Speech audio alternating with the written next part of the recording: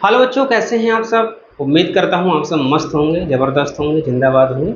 दोस्तों, मेरा नाम संजीव कुमार है और आप देख रहे हैं संजीव सर स्टडी पॉइंट। अगर आप क्लास 10th के स्टूडेंट हैं, इस बार कक्षा 10 में पढ़ रहे हैं, तो आप लोगों को देखना है, क्योंकि ये प्रश्न बोर्ड एग्जाम के लिए बड़ा ही इम्पोर्टेंट है। तो इनको सरल व आसान भाषा में कैसे सीखें और मैथ में हाईएस्ट नंबर कैसे लाएं। ठीक है, आप चाहे कितने भी क्यों ना कमज़ोर हैं, अगर हम आपको मैथ में अच्छे नंबर लाने हैं और मैथ को पढ़ने की आपकी इच्छा है, तो आप लोगों को इस चैनल को सब्सक्राइब कर लेना है। आपकी जो समस्या है उसका समाधान इसी चैनल पर मिलने वाला है। ठीक है बच्चों, ये मेरे पास देखो ध्यान से, रिक्त स्थान को भरना है। आपको पहला पद दिया है और पहले पद को बच्चों लिखा कहाँ से जाता है बताओ। कहेंगे प्रथम पद को ए से लिखा जाएगा, तुम्हारा 1 ए 5 लिखा है। दूसरा पद नहीं पता है, दूसरे पद को A2 से लिखा जाएगा, खाली है। तीसरा पद नहीं पता, इसका हम ऐसे लिख देंगे, ये भी खाली है।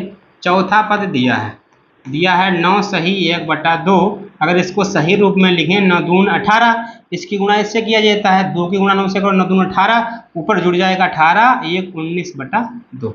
मतलब ये हमारा चौथा पद दिया है। आपको जो दिया है उसका फार्मूला लगा दो। चौथे पद दिया है, प्रथम पद दिया है, चौथे पद का फार्मूला लगाओ। कहेंगे चौथे पद का फार्मूला क्या होता है।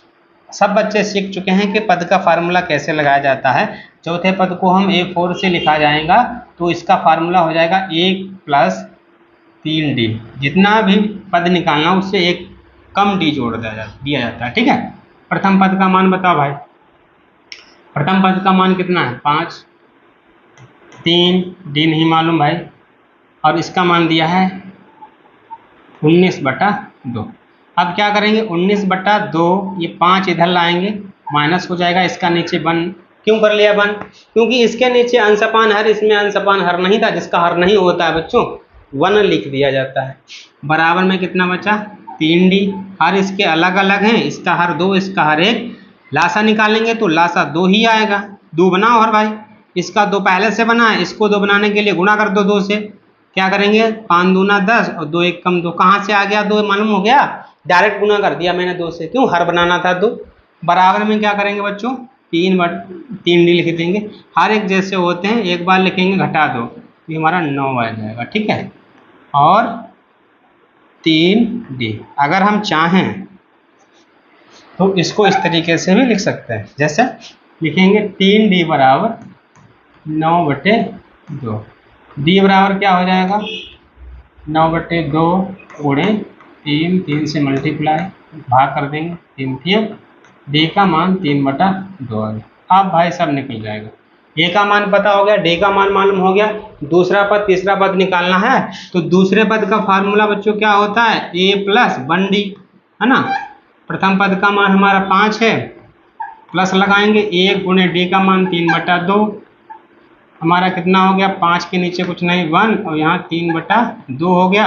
हमारा अलग अलग हैं, 2 से गुणा कर दिया 10/2, और यहाँ हमारा 3/2, हर एक जैसे एक बार, हमारा कितना हो गया 13। दूसरा जो पद है बच्चों वो 13/2 आ जाएगा। कितना आ गया 13/2। लिख लो भाई, जिन बच्चों ने नहीं उतारा है उसे लिख दो। इसके बाद में भाई, इसके बाद में क्या करना है,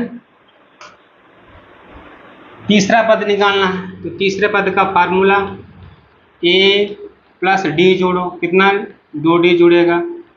प्रथम पद 5 + 2D का मान 3/2, ये 2 कट गया,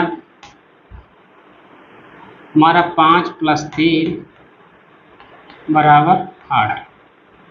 तीसरा पद हमारा 8 है। दूसरा पद तीसरा पद निकालना था, तो भाई दूसरा पद हमारा 13/2 आया।